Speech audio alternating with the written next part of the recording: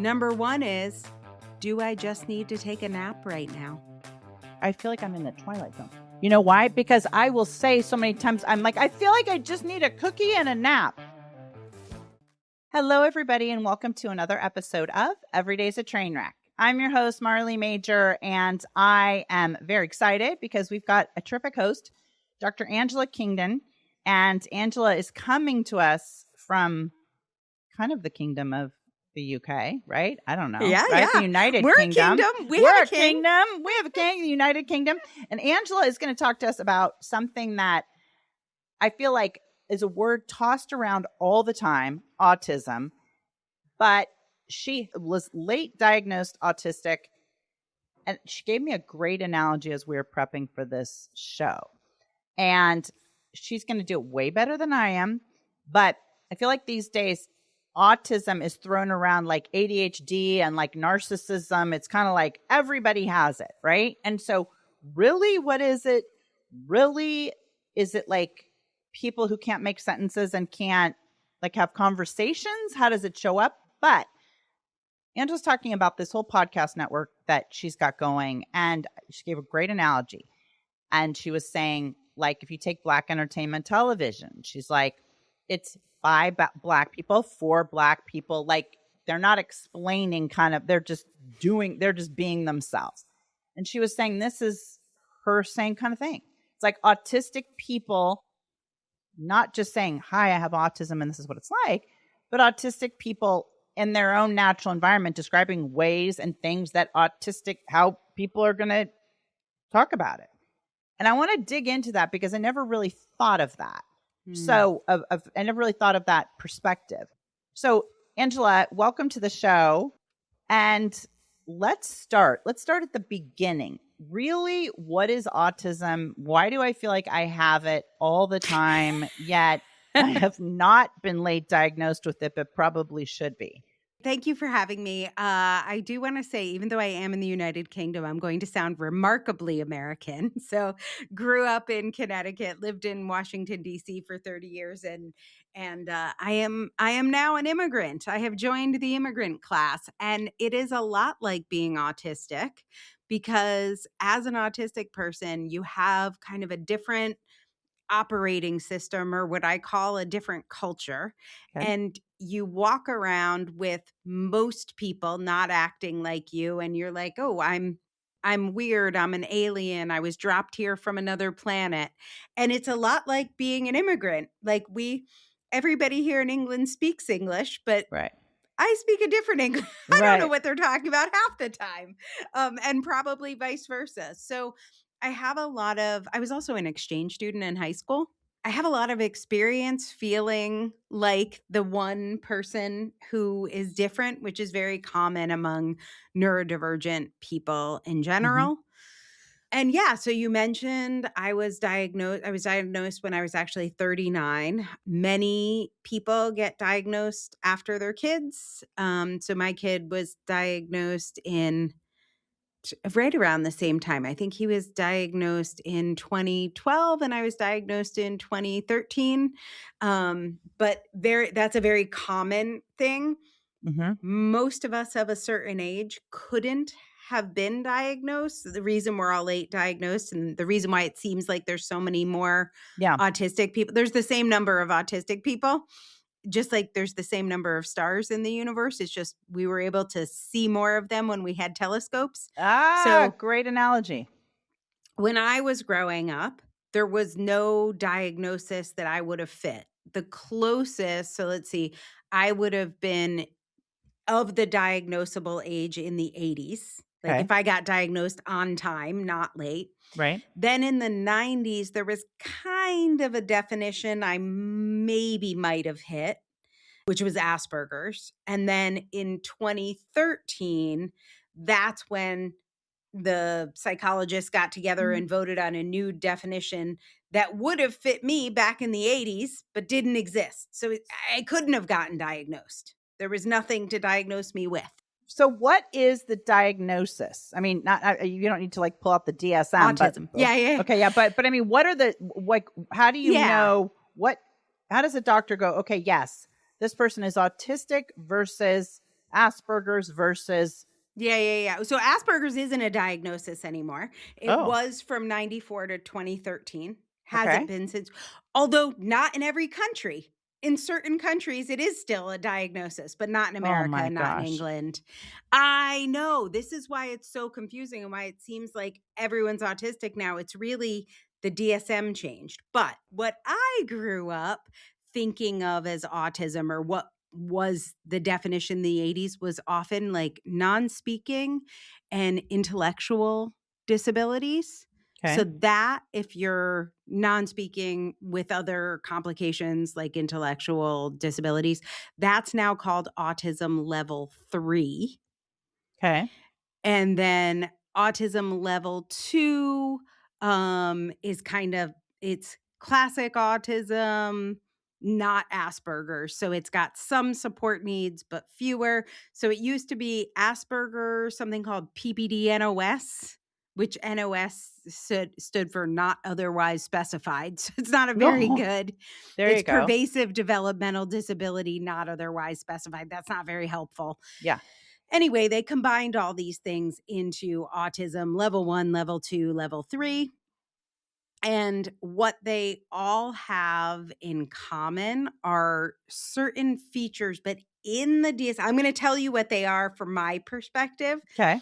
In the DSM, they're actually, so in the way people diagnose, they're actually almost trauma responses to being autistic and not having it respected. So for instance, Interesting.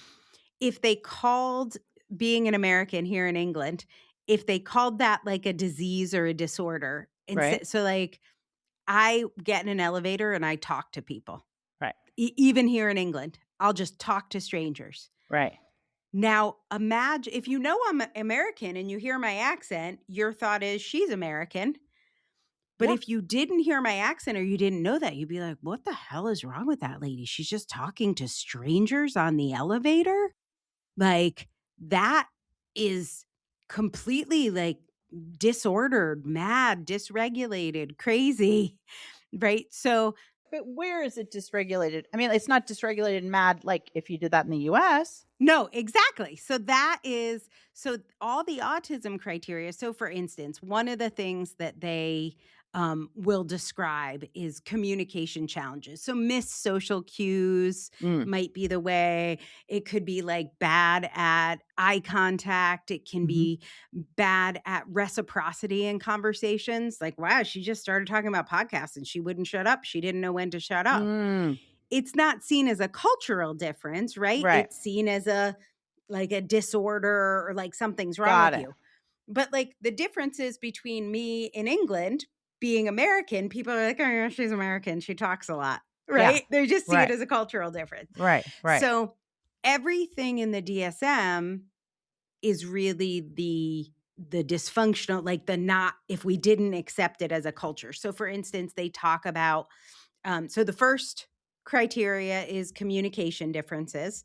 So that they describe it as lack of reciprocity. I would Mm. describe it as monotropic focus. We Okay. really get into things we get into. Okay. Missed social cues. So I would say different social cues, or like different, we think about social cues differently.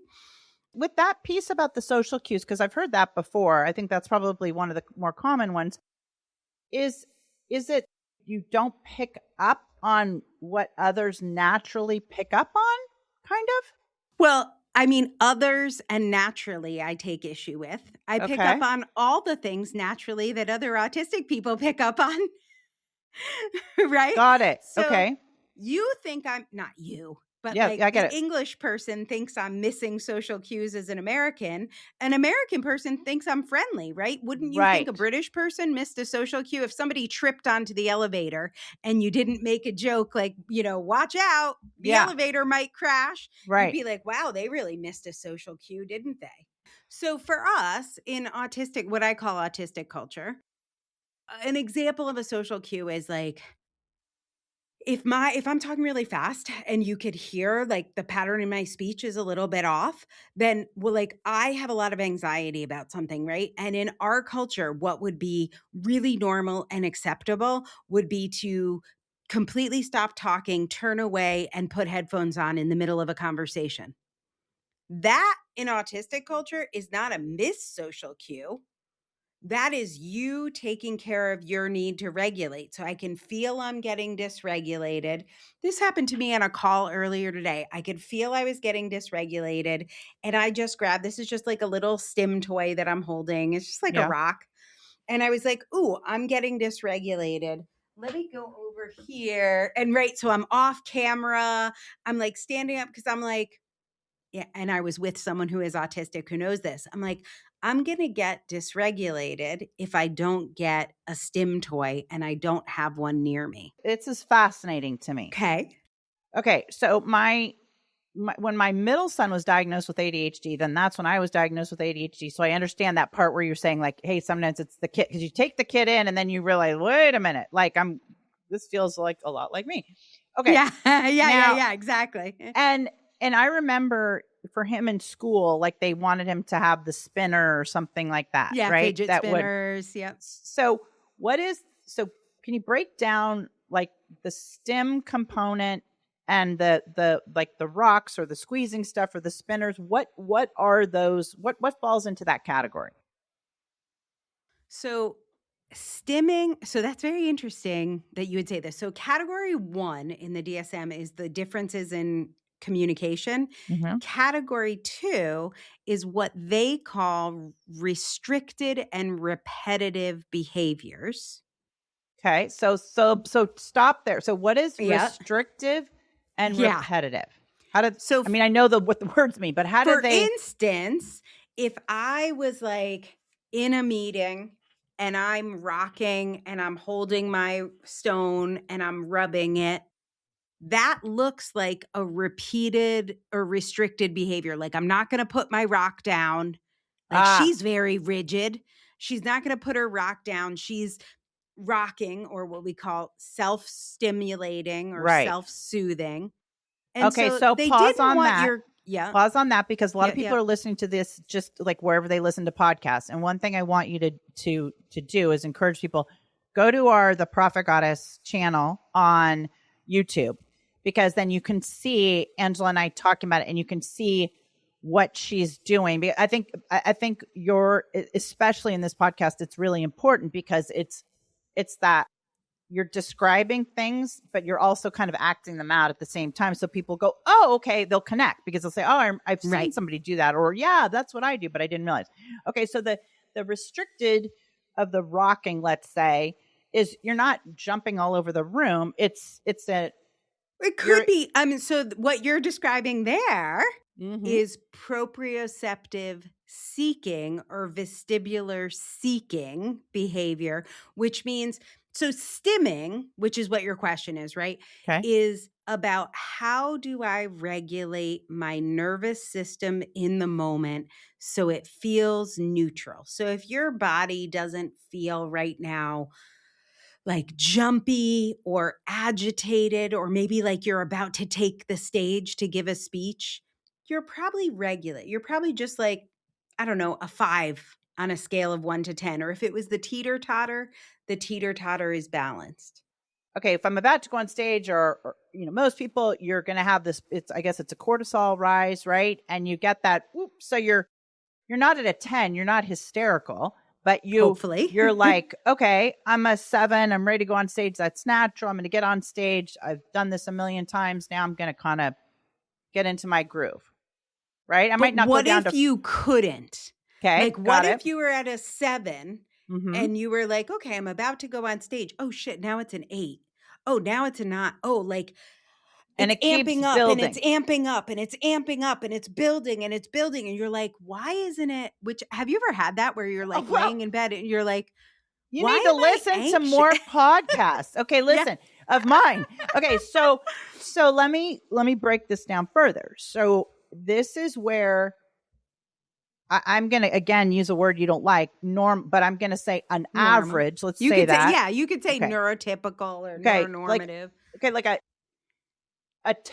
so a neurotypical response is you know, or kind of maybe best case scenario, you're kind of at a 5, right? Yeah, that's how I you're am right now. I'm pretty right. much a 5. You're a 5. You're good. You're not worrying that the tiger is behind you or whatever it is. Right. All those Yes. old days. Okay, and then before I get into my next questions, what would like a 3 be? Is a 3 like where you just are really relaxed, like you're almost sleepy? No. I would say in the case of neurodivergence, it would probably be like if you were depressed or punching yourself in the face or right. So like if it's a teeter-totter, I've got when my emotions are super high and I can't control them, and when my emotions are super low and I can't control them. And I want to stay here in the middle, keeping that teeter-totter balanced as much of the time as I can. By the way, this is me and everyone, like Totally. regardless of your neurotype. It's harder for autistic people to stay in that balance. And the fidget spinner, they didn't want your kid to have a fidget spinner to have a fidget spinner. Right. They wanted him to have a fidget spinner because they're thinking this is going to help him stay in balance, assuming he uses it when he starts to feel that teeter-totter. Okay. That'll kind of pull him back into regulation. So would it be, and I understand we're generalizing about a lot of, but like, let's say when you feel yourself start to get to a 4, is that kind of where you're like, oh, I should be feeling fine right now. Like there are no tigers chasing me. I'm on a pretty walk outside. I'm happy. My partner's not cheating on me, whatever it is, and then all of a sudden you realize you're kind of a 4. Like, is that where you start seeing I should be fine and I'm sad, or is it more? For me, like I would identify like, and there is no 4 official. It's just like I understand. That's yourself. what I'm saying. Yeah. Yeah. But for me, it looks like something we call autistic inertia. So I'm on the couch. I have a thing to do. I have a deadline. I actually do have a deadline right now. Okay. I have an article to write. I have a deadline, and I am on Tetris, or I'm watching Little House on the Prairie for the 3rd time. And I know I need to get up.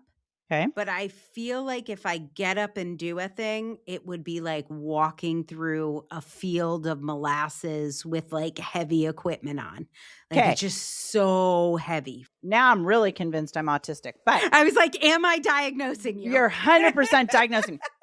Okay, so let me break it down further though, because I'm sure a lot of people are going to be listening to this and are going to say, "Oh, wait a second. So let's like keep peeling back the layers." So okay, let's pretend I'm playing devil's advocate and I didn't 100% recognize myself in this scenario. If I'm sitting on the couch and somebody who's normally non-neurodivergent, whatever the word would be. Yeah.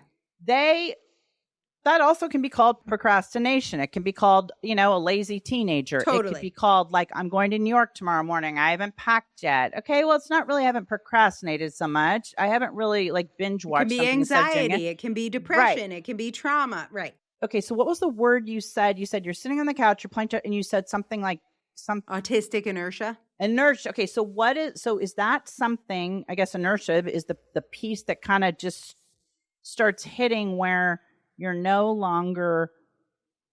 It's causing an average situation of it's all fine on the couch to go to I'm going to still play Tetris, even though it's to my detriment. Yeah. I mean, in my case, in that example, I'm doing it because I'm too dysregulated to do the next thing.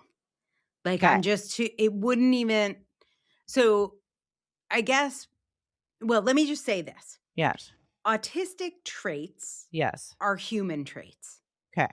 So like all humans, let's say, have to go to the bathroom. Yeah. That doesn't mean we're all incontinent or we all get diagnosed with a bladder problem. Right. But if you are going to the bathroom, let's say every 15 minutes, right, you should probably go see a doctor about that. There's something abnormal about your bladder because that's not how bladder should work. So autistic people are human people with Okay. human traits. There's nothing I'm describing that Got it. isn't human. So wait, I think I have one thing that's going to help me understand. So it's like when you get blood tests, right? And they have a range and they go, here's the green Yes. range. And so we all have a range, right? So we're in the green range and there's still a low part of the range and a higher part of the range. But then you kind of get into the red range, which I think is, let's pretend that's what you're talking about now with the autistic inertia. Yeah. So you're now starting to slide in the wrong direction. Or like you go to the doctor and they say, hey, listen, you're pre-diabetic. It's like you're not diabetic yet, but you're heading there. Mm-hmm. So would that be kind of like your... But also, you can take that blood test after you, I don't know, ate a chocolate cake instead of fasting. Right. And it'll show up in red.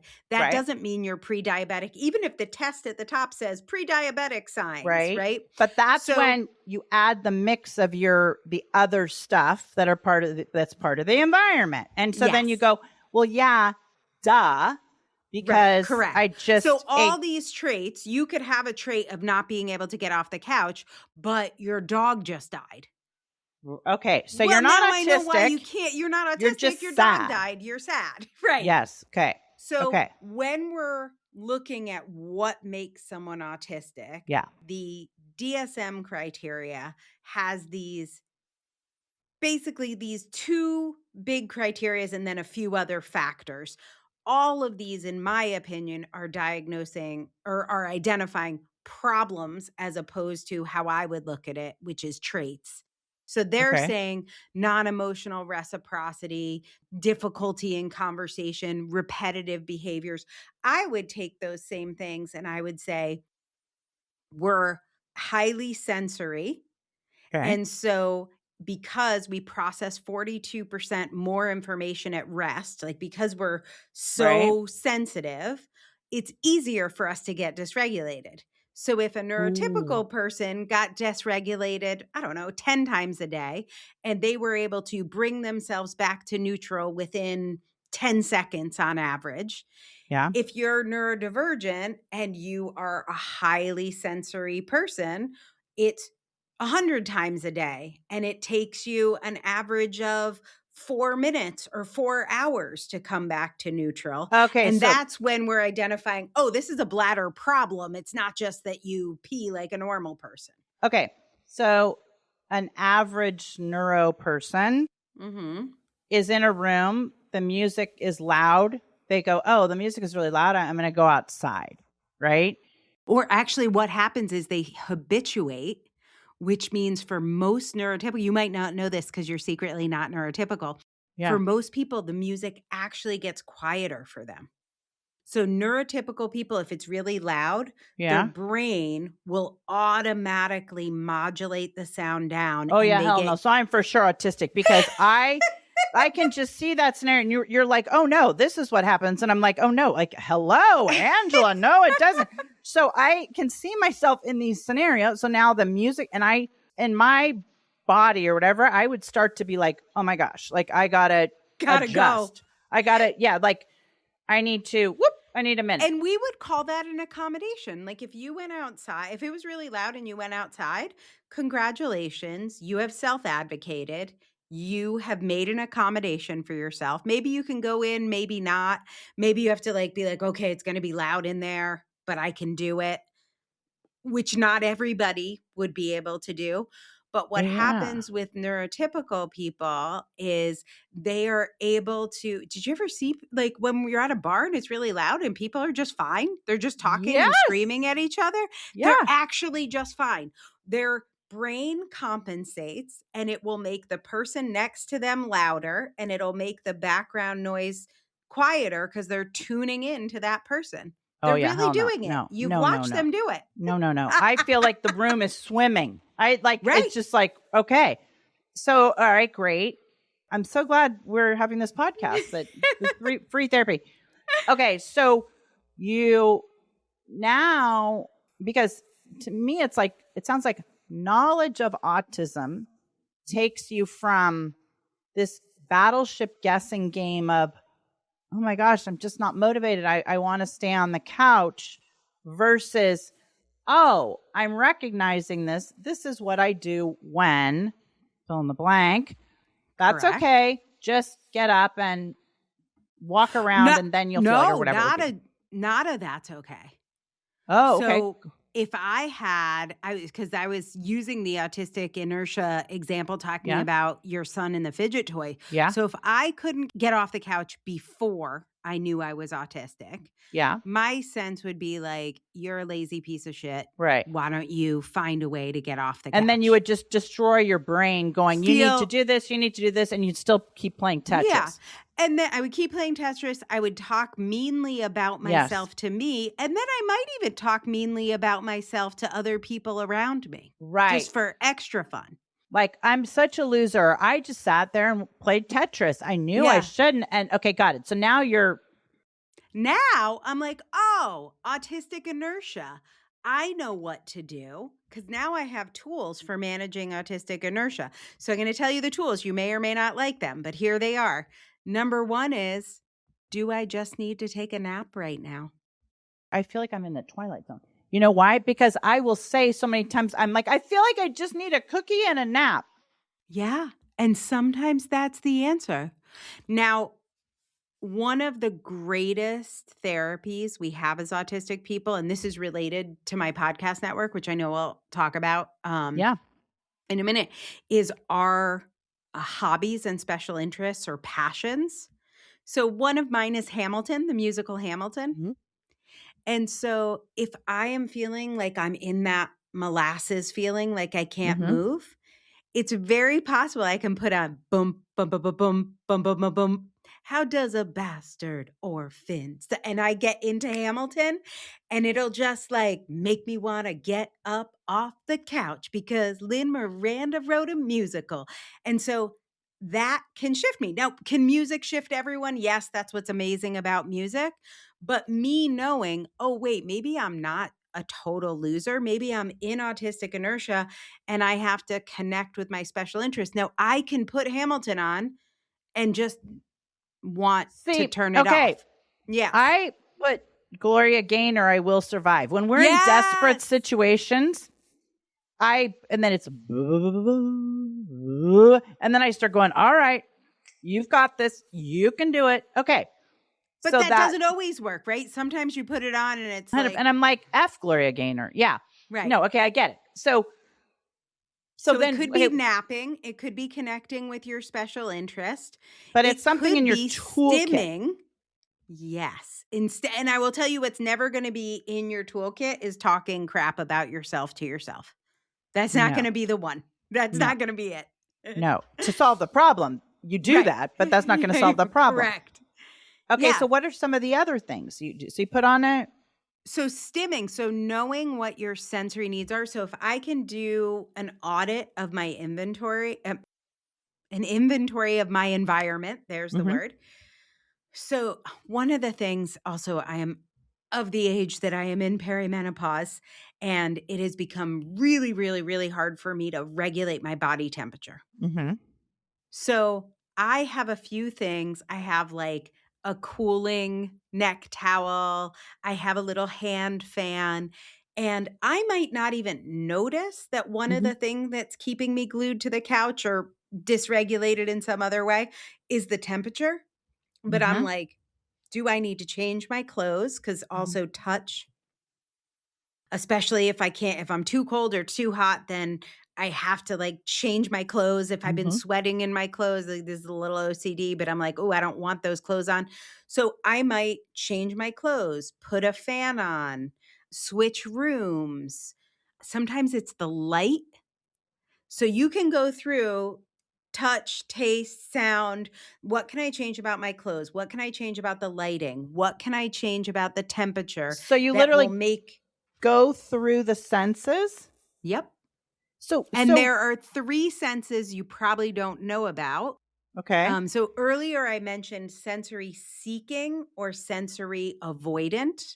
Okay. So I'm going through the senses and I'm saying, do I need more or less? I'll give you an example that'll sound familiar. One of the senses is vestibular. So sight, sound, taste, touch, smell, right? But one of the extra ones we have is vestibular, which has to do with your sense of balance or like your inner ear balance. I am very sensory avoidant. And so sometimes what happens for me is if I stand up or even walk, I will get like motion sick or kind of Mm-hmm. queasy. And so one of the things I might need is like acupuncture wristbands, or I have Mm-hmm. these like glasses that'll help me regulate Mm-hmm. that. Many autistic people that you can even think of examples of, like a level 3 autistic person, for instance, they are vestibular seeking. And so what they will need to do is spin or jump on a trampoline. Those are people that are sensory seeking. And so you'll want to sign them up for the circus, because if they don't get a certain amount of tumbling and spinning, that I believe the creator of the Turkish whirling dervishes was an autistic person who is sensory seeking and would actually get regulated by spinning and spinning and spinning. And That's that weird. is Yeah. where he felt most centered and therefore most connected to God, because that's like a religious thing, Okay. was when he was spinning. For me, I would just be puking. That one's not for me. Like Yeah. I'm Yeah. sensory avoidant. So Okay. that's vestibular. All right. We also have proprioceptive and interoceptive sense. What Your is that? interoceptive sense is your sense of how you feel in your body. Okay. So, for instance, do you need to go to the bathroom? Are you hungry? Do you have a headache? And interoception, people that have a higher interoception can feel everything. Like, I don't know if you're this person, but I know people who can literally feel their organs. And I don't mean touch them from the outside, Yeah. but yeah. So I can't feel anything. I am like a disembodied head. So I have what's called muted interoception. Huh. If I take like, I don't know, if I take medicine, I don't feel it. People are like, oh, I'm taking vitamin C. It's great. I'm like, how do you feel it? Yeah. Interesting. I Okay. don't notice anything because I have muted interoception. Okay. Are you Okay. hungry? Maybe. My husband gets mad. I always say, like, sort of. Sure. Yeah. Could you eat? Sure. Yeah. He's like, can it please be a yes or a no? I'm like, I don't actually know. Yeah. Yeah. But I think so. But then he'll be mad if I don't eat. I'm like, oh, it turns out I wasn't hungry, but I didn't know until after I took a bite that Right. Right. Right. And Okay. then proprioceptive is about our space in the world. If you are like me and you bump into everything and trip over everything Yeah. and fall all the time, yes, that means you have like muted proprioception. I thought If it was you- because I was a Sagittarius, because they say Sagittarians do that. Could Oh, also okay. be that. Okay. So Remember, wow. autistic traits are human traits. So there are clumsy people that aren't autistic. Yeah, but I'm. Yeah. She's like, but I'm definitely. special. No, I'm in a slightly different category. Okay. Wow. Right. So we have these 8 senses. And when Okay. you get diagnosed, I wish this happened more. It really doesn't. But when you self-identify or you get Yeah. diagnosed, doesn't really matter for most of us. Sometimes you need a diagnosis because you need disability payments or housing or like whatever. But for most of us, you can identify as autistic. No, you don't have to tell anyone. Like nobody's comes and like whatever. And you can just identify what, if I were autistic, just for fun, what are the supports I would need? And if I use those supports and I feel better, what I recommend to everyone once they identify is go through all 8 senses, identify whether you're seeking or avoidant, and also if that changes, and then what accommodations you would need. So for me, the really tight acupressure wristbands work before I'm car sick, right? So if Got I it. put them on, I won't get car sick. If I'm already car sick, Isn't that forget it. It's crazy? not- I would say all 3 of my kids, I was so nauseous when I was pregnant. Like I had to be Oh, put on God, that I cancer know. medication, you know. Yeah, And it me was too. like, I was on that too. and I finally would start to realize, I mean, it still wasn't perfect, but I would realize I would have to eat or do something so I wouldn't get to that point. Because once I got to that nauseous point,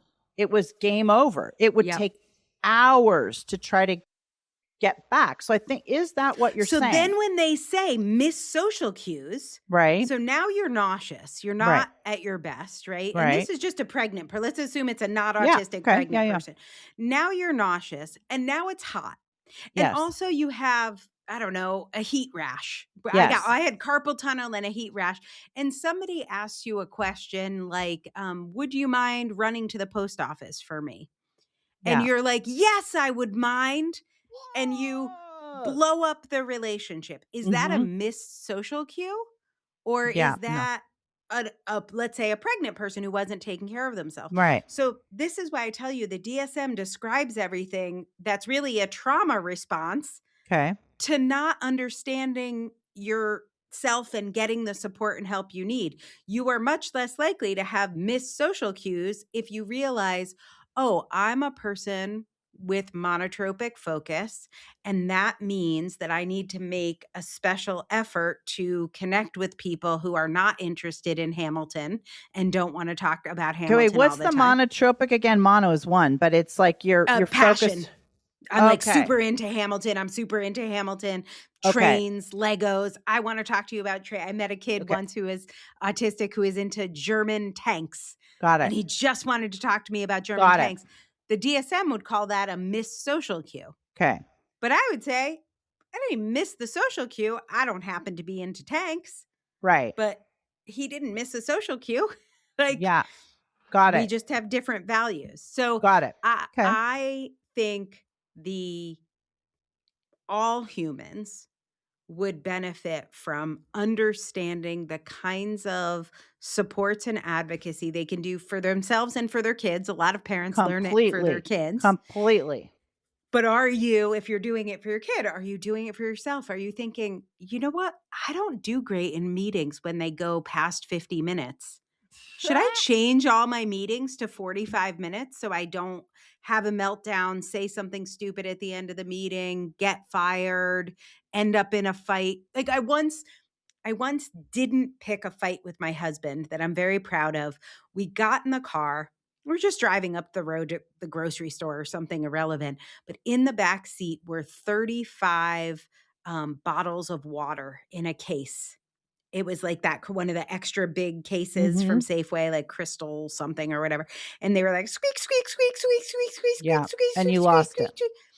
I would have lost it. But you didn't. Pulled out. I heard the squeak. And I thought, I know I'm sensory avoidant with sound. And I was like, honey, could you mind? I know we just pulled out of the driveway. Could you just pull over right here in front of the neighbor's house? I just want to throw the water in the trunk. And he was like, sure. No fights were picked. He stopped the car. I put the water in the trunk and we had a lovely day. Instead of, oh my God, the water's going to drive me crazy. Right. No, I wouldn't even mention the water. I would have been like, blah, blah, blah. Here's what happened at work. And I would have started talking louder and louder and louder, which, by the way, annoys him. Got it. I wouldn't have realized I was talking over the squeaking to try and drown it out. He would have felt like, I don't know why he does this, but he feels like I'm yelling at him. Yeah. So if I'm like annoyed about work and complaining about my boss in a loud voice, he feels yelled at. Yeah. So then he would have said something like, well, I don't know what you want me to do about that. Yeah, I don't even work there. Yeah. And then I would have been like, why aren't you listening to me? I just want someone to vent to. Yes. I'm not asking you to like call my boss. And then we would have gone through the grocery store in a huff. And then he would have said, do you want Pringles? And I would have been like, you know, I hate Pringles. They aren't even real potatoes. They're like not even potatoes. They're just like potato scrapings. Yep. And then I would have felt like my husband was stupid. And then in that afternoon, I would have called a friend to go out for coffee and not. And then away we go. And then you see a hot guy there and you're having an affair, all because you didn't move the water bottles. Move the water. Right. So that's why I'm like, I think everyone is very focused right now on diagnosis. Mm-hmm. I think very few people that haven't been diagnosed need a diagnosis. Not none. Mm-hmm. I think a lot of people would benefit from identifying what are autistic traits or neurodivergent traits. Sure. And how can I accommodate them? Who needs a diagnosis? People who need help with housing, with disability payments, with healthcare access. You could maybe get access to like Medicaid. People who need access to certain doctors that might be specialists who wouldn't see you otherwise, like maybe with an IBS or a Crohn's or colitis condition. People maybe who are dealing with a legal issue or a possible wrongful termination. That is very few people. Most people just need to know squeaking bottles annoy me, put them in the trunk. Got it. Now, I want to go back and then we'll start talking about your podcast and wrap it up. But going back to that couch scenario where you're like, oh, I know I need to do this, because I think this is something that so many of our listeners can identify with. Okay, I'm on the couch. I need to stop playing Tetris. I have got to get this done, whatever it is. Are you really like, okay, just turn Hamilton on, or what do you do? Yeah, I do a bunch of things. So I do a environment check. First thing I do is I go through all 8 senses and see if there's anything I need. Like meaning, like could it be like, oh, I'm hungry, temperature, hunger. So interoceptive needs would be like, do I need to go to the bathroom? I'm like, TMI, but like, am I constipated? Do I maybe need to, I don't know, take whatever, I don't get constipated, so I don't know why I use that example, but take whatever one would take for that. I'm sure there's something. Am I thirsty? Am I hungry? Am I hot? Am I cold? And you're asking yourself those questions because you're trying to figure out if it's that or you're genuinely. My first assumption is if I notice I'm in autistic inertia, my first assumption is I am trying to get my needs met. Okay. That my body, the reason everything feels like molasses and the reason Tetris is so exciting is my body is trying to get some need met. Got it. And then I'm coming in as like the adult in the room and I'm like, is there a way I can help you, honey? Instead of you're a lazy piece of shit.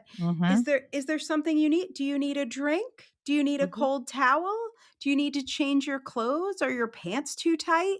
Like, what are those things? And those we would think of as triggers. And if I go through all those and I'm like, nope, temperature's fine, heat, smell, all those things are fine, then I look for what we call glimmers.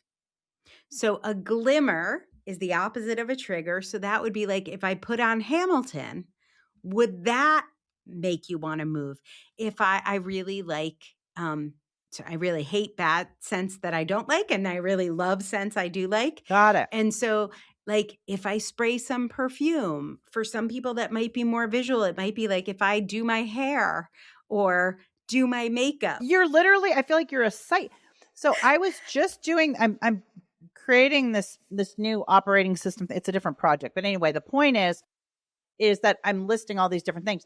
One of them, I'm like, when I get stressed out or like need to calm down, I will re-straighten my hair. Yeah. Okay. And then by the way, that's a stim toy. That is just your fidget spinner. Okay. And then the other thing is I'm like, when in doubt, like reapply lip gloss, like just start there, because then I'm like, okay, that's going to just make me feel better. And okay, this is really, so I just had no idea that these things that I just thought are these weird. If none of that work. Yeah. One of the things we want to ask is, do I just need to sleep? Like, does my body just need some processing time? So like, let's say, I don't know. Well, let's say you had jet lag. You would kind of know if you weren't super efficient that, you went to Australia and you came back the next day. You're not expecting yourself to be at peak performance. Right. Couldn't that just happen on a Tuesday? Yes. Like, especially a Tuesday after you got into a fight with your mom, and maybe everything's fine with your mom, but in the background, your brain is processing like someday my mom's going to die and we won't have fight. Like, sometimes you just need to like watch Little House on the Prairie and lay on the couch, and that's okay. Right. And so the autistic, the stimulus or whatever, the autistic inertia. Yeah. If you're not listening to podcasts like this or paying attention or recognizing the symbols, then you are going to go down the rabbit hole, right? Of, I am a lazy piece. Okay, now, I've already watched 3 Little House on the Prairies. Why not slow the rest of the day. And eat a brownie too. And eat a brownie. And you know what? I knew I shouldn't have bought the Ben and Jerry's. There you go. So it's just, you just start, it's that slippery slope. As opposed to just looking at it as information. Yeah. Right. So we're using the example of autistic inertia. It could also be a meltdown. Like, let's say I did pick a fight over the Pringles with my husband. Mm-hmm. That's also information. Mm-hmm. Grocery stores actually are really hard for me and a lot of autistic people. So for me, I cannot go to the grocery store. I cannot go to the grocery store. Thank God for Instacart. Right? I can't do it. So I have a bunch of tools that work for me with a grocery store. Almost always work for me. But sometimes they don't. Sometimes there's just, and I love children, but like there's a screaming kid in the aisle and there's like one too many triggers. And the answer is I should leave, like you were saying about leave.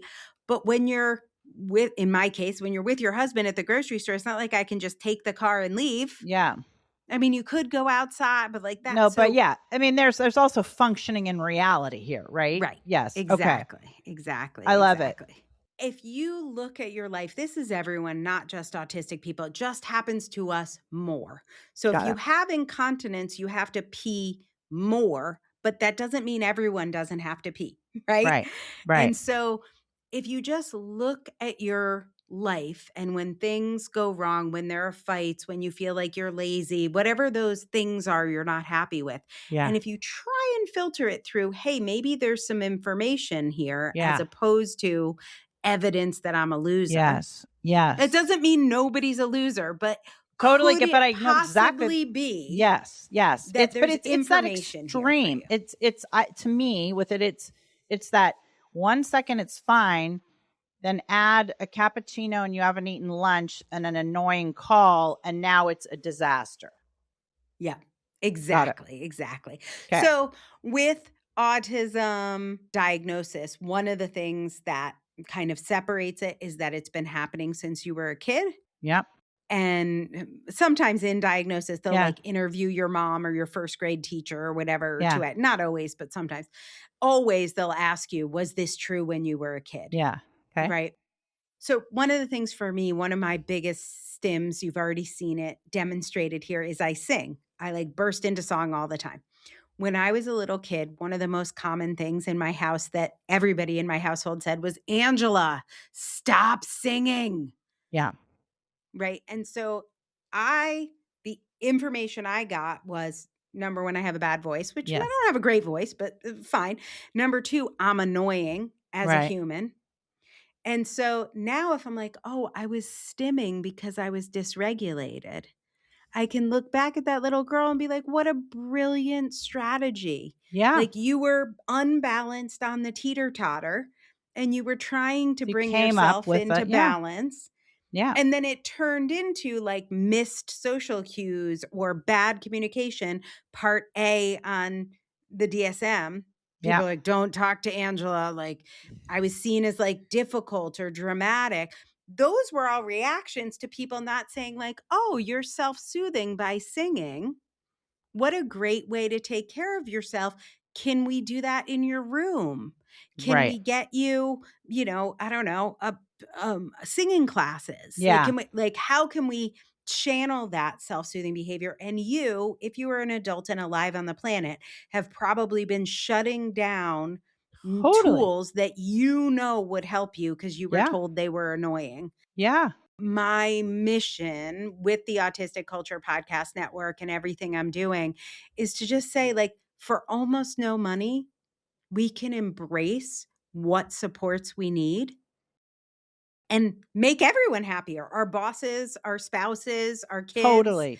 Like, nothing about this is hard, but we have to drop the idea of normal and of the right way to act when you are sitting on the couch and don't want to move. Somehow we think the right way is to like beat ourselves up and then we'll be more productive. Yeah. I mean, this is just, it's weird. This conversation is literally weird because it explains a lot of things, especially since I've been working on this, as I say, this kind of operating system project. And it's kind of like Well, it just makes a lot of sense. To me, it's very Mm. practical, whether we're talking about autism or not, is where you're scanning kind of your environment. It's sort of like, if you're outside and you all of a sudden you get a weird feeling and you're like, okay, well, are you scanning for a threat? Is there a tiger? Is there a mugger? Yeah. Is it a dark Mhm. street? Like, what are you picking up that you can do for self-preservation or whatever? So how can people listen to your podcast network? Where can they find you on social media? How does that go? Yeah, absolutely. Luckily, close to the same place. So, Autistic Culture Podcast Network.com. That's where you can see all of our shows. And we Love it. teach all of this Yeah. through people's passion. So, we have a show on musicals, we have a show on wrestling, we have a show on video games, we have a show on roller coasters. That would be people that are proprioceptive seeking or vestibular seeking. Yeah. And so you can find a show that's in your special interest and you can learn about why you like that, connect with people who like that, and understand neurodivergence, not from a framework of what's wrong with us. No, but it's of what we fascinating. have in common. It's like, let's just do the deep dive on whatever your stim is.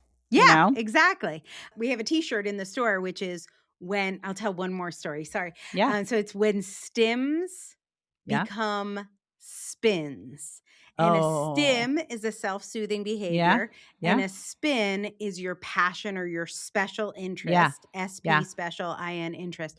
So the story I like to tell, and we have a podcast episode you can hear called Questlove is Autistic. The artist Questlove is autistic. As a little kid, he was vestibular seeking and he always wanted to spin, spinny, like a whirling dervish. And his dad said, I have a collection of records. They're African-American music. They're all my old records going back to the 1920s. I'm going to get you a record player and you can spin them. You could spin the records. So his dad gave him these records to spin. And as they were spinning, because he is vestibular seeking, he would read the song, the artist, the producer, the label, and the beats per minute. Questlove has a catalog of over 200,000 songs that he knows the beats per minute, the name, the producer. The reason his special interest is DJing and drumming, but DJing, the reason he is one of the best DJs in the world is because he knows exactly what songs to match, because his spin became his stim. His stim became his spin or his special interest. Yeah. And for so many of us, this is true of Emily Dickinson as well, true of Hans Christian Andersen, true of Eminem. So Eminem has a vocal, he's hypergraphic and hyperlexic, and he has vocal stims. So this week, you can go look this up, but we have Eminem is autistic on the podcast. Wow, love it. And so you can see what this looks like in just examples from TV and history. Anyway, on all the socials, Autistic Culture Podcast, Instagram, Facebook, Autistic Culture Podcast, Autistic Culture Podcast Network.com. See our shows, check it out. I love it. Well, I am so grateful for you to come on the show and diagnose me and just make sense of it and just kind of explain it at such a granular level and kind of give us the whys. Because I think when we understand more about why, when we see somebody do something, they're not trying to be weird and they're not like mentally ill necessarily. They're just in their head trying to figure it out. Yeah, they're like an American girl in England talking to strangers. There you go, an American girl in England. I love it. Well, Angela, thank you so much for being on the show, and we've all got to check out your podcast network. And I am Marley Majcher signing off from this podcast. And if you haven't already, please make sure to like and subscribe. And as I mentioned before, check out Angela and this whole episode on our YouTube channel, because then you can see all the great visuals and all the colors that we've got going in the background. First time I'm using my Every Day's a Train Wreck neon, so we'll see how I like that. And until next week, you guys. So you can follow us at The Party Goddess on Instagram. And as I say, we'll see you at that YouTube channel. So thank you, Angela. Have a good one. Appreciate it. Thanks for having me. For all the knowledge. It was awesome.